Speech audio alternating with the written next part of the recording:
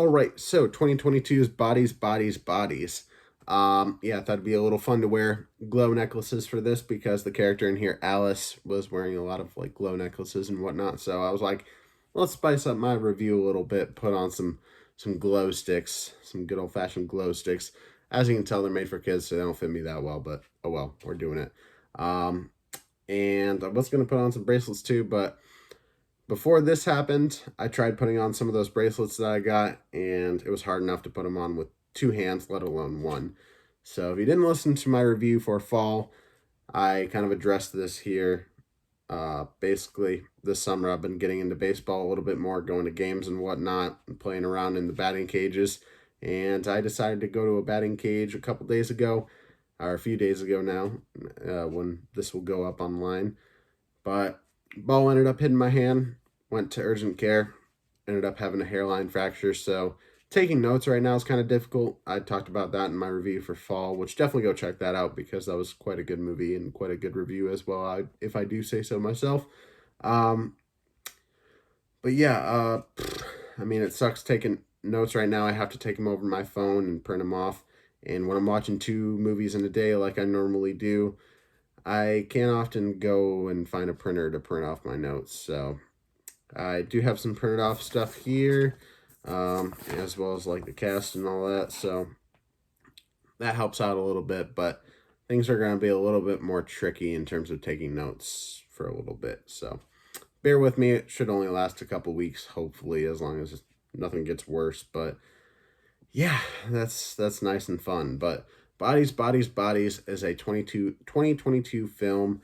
It's directed by Helena Rain.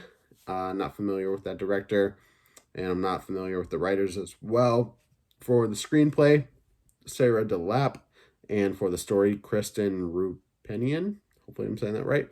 And the plot synopsis here is when a group of rich 20 somethings plan a hurricane party at a remote family mansion, a party game turns deadly in this fresh and funny look at backstabbing, fake friends, and one party gone very, very wrong. Um, it's hard to lock down the overall vibe of this movie. Is it a slasher? Is it like a horror movie? Is it a comedy? Is it a drama? Is it a thriller? And it's kind of all of those.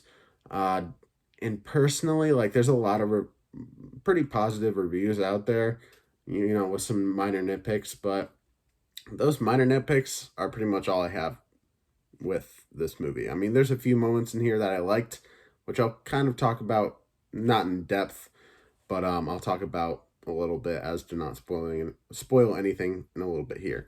Um, but yeah, I really did not like this movie at all. I don't know if it was just because I watched two movies in one day. It could be partially that, or I even wrote down here maybe a bad theater experience because there was really loud sound leaking over from the theater next to us into ours, so it made it hard to hear certain things that they were talking about in the movie.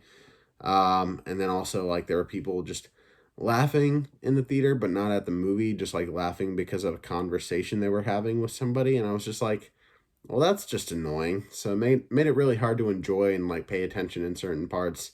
Especially since like I was already watched a full film. I was like, ugh, man, I gotta watch a whole nother movie and I don't think I'll like it.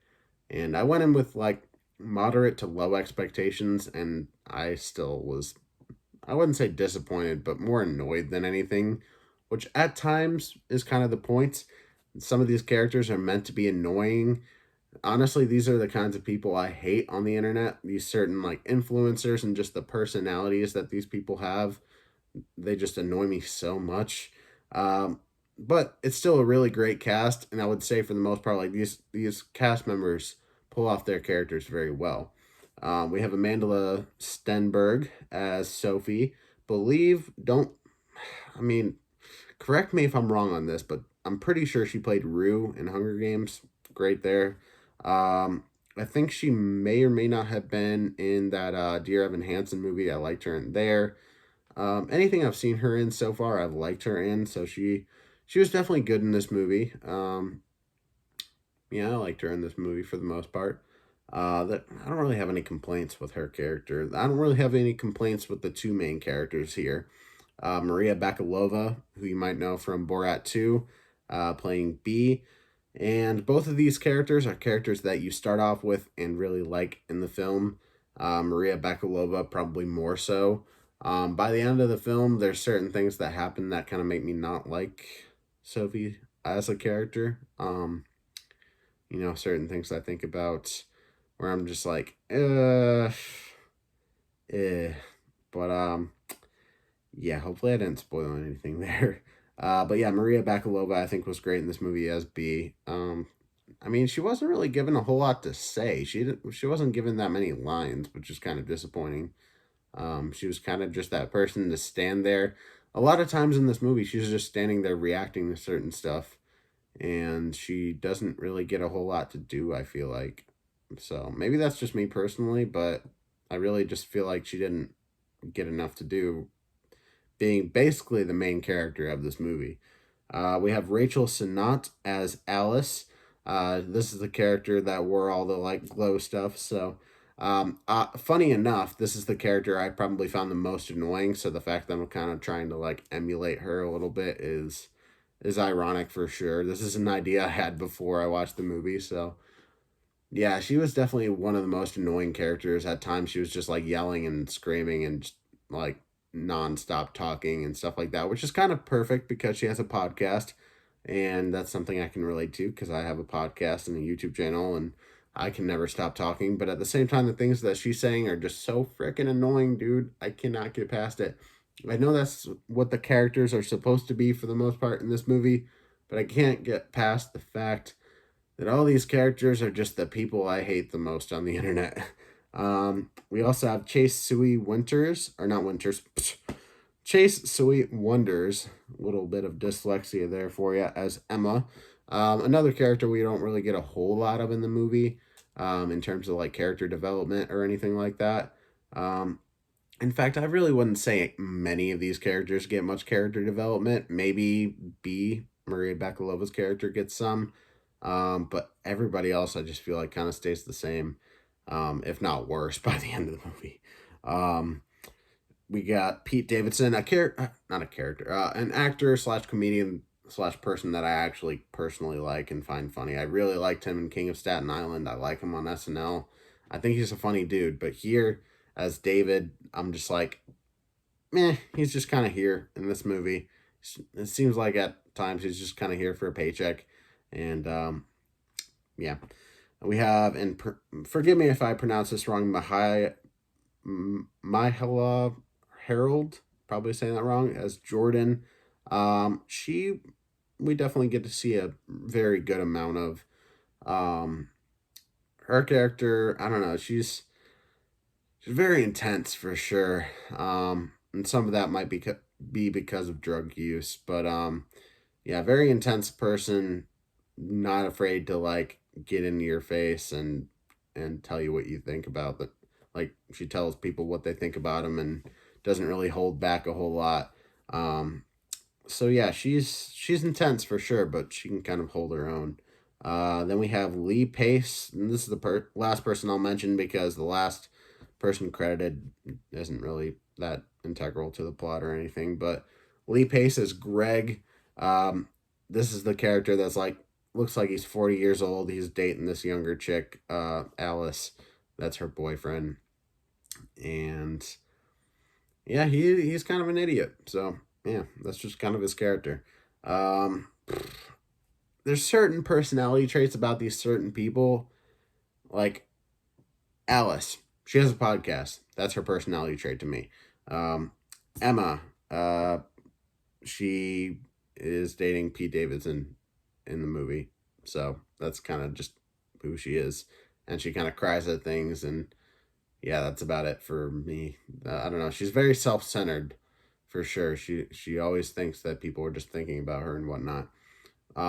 Sophie, she is a recovering addict and is trying to like do the best she can, but there's certain things that she's around with these certain groups of people that I don't know, just kind of bring something out in her. So Pete Davidson as David, I don't know what to say about his character really. He's just kind of like I said, he's Pete Davidson's just kind of here in this movie.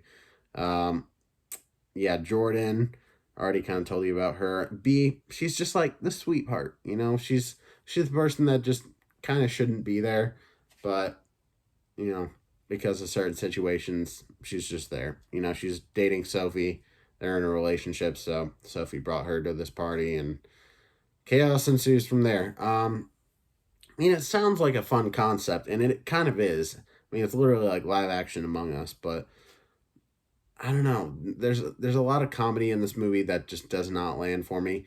And I watched a certain review. I think it might have been Chris Stuckman, where he's like, the people that go into this thinking it's going to be a slasher are going to be disappointed to find out it's a comedy. And I'm like, I went into it thinking it was going to be mostly a comedy.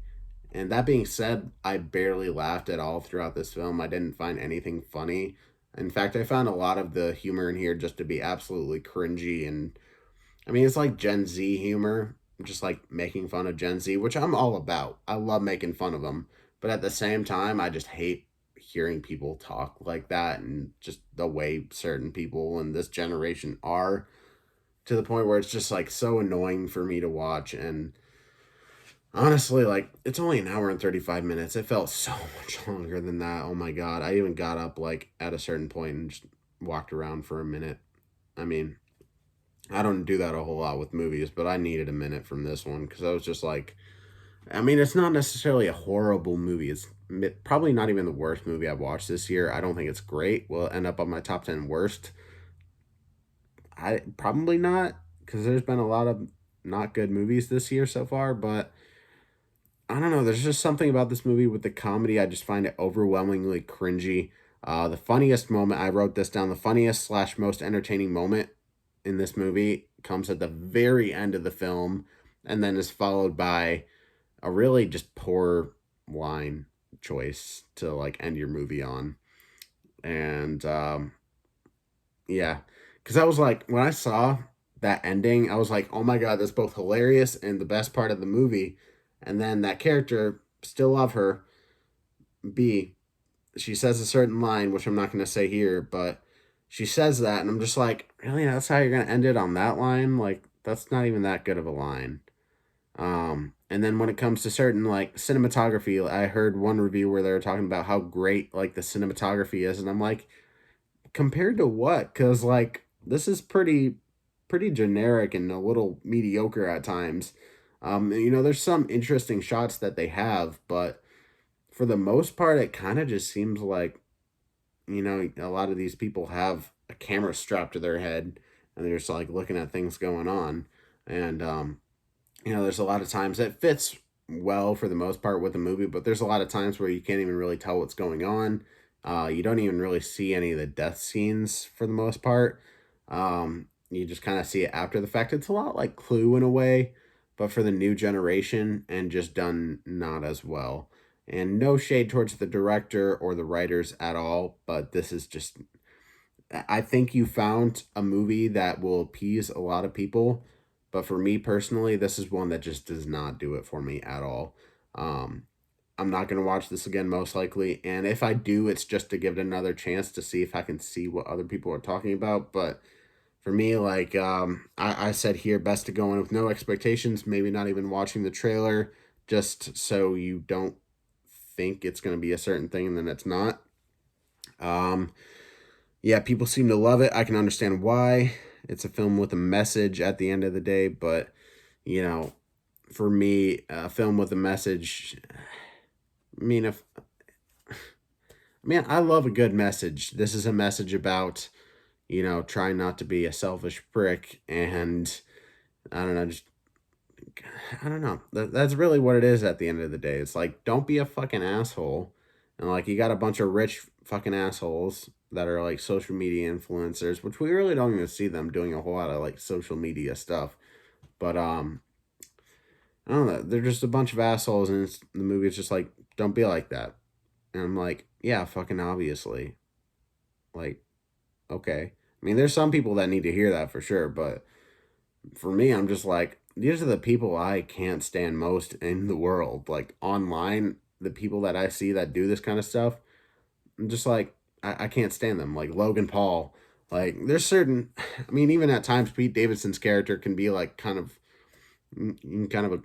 be like, oh yeah, I could see him being like a Paul brother or something like that with that kind of mentality that he has. But um, I just there's a lot of influencers I could call out, but I'm not gonna do that because I'm not in the business of making enemies. But yeah, I already said live action Among Us. I do think this movie, since we don't see a whole lot of like death and horror, it's kind of underwhelming. Um, like I said, it's kind of like a updated version of Clue, and it's an interesting concept, especially with the whole bodies element. This whole game that they're playing. I mean, yeah, it's basically Among Us, but I like the concept of it. It's an interesting concept. It has great actors, or at least for the most part, like good actors. It should have been better than it was, but for me, I just don't get why people like this one as much. I mean, there's aspects I get and there's aspects I don't, but for me, this is I'm gonna have to say that this movie is, and this is me being nice to it because maybe, just maybe, there's some stuff there that I didn't quite see that other people did. I'm gonna give this movie a 5 out of 10. Um, yeah, there you go. There's my review for Bodies from 2022. What did you guys think? Have you seen it? Comment down below. Tell me what you thought. Did you love it? Did you hate it? Are you in the middle? I wouldn't say I hate it, but I don't like it. It's not something I want to rewatch, really. And also comment down below if you are planning on seeing this movie. Did my review make you want to watch it or make you not want to watch it? Why or why not? Leave a like on the video and subscribe. Hit that notification bell so you never miss an upload. And I should be back next week at some point. I might be starting up that Alien franchise review kind of thing like I did with Predator. Possibly next week. I'm going to try to start doing that. And then Beast with Idris Elba comes out next week. And then that Orphan First Kill. Haven't seen the first Orphan movie, but I think I might watch that and then go see the second one if tickets become available at my theater, which they are not at the moment. But I feel like they probably would be by the end of next week or whatever. So we will have to wait and see. But thank you so much for watching. I will see you in the next one.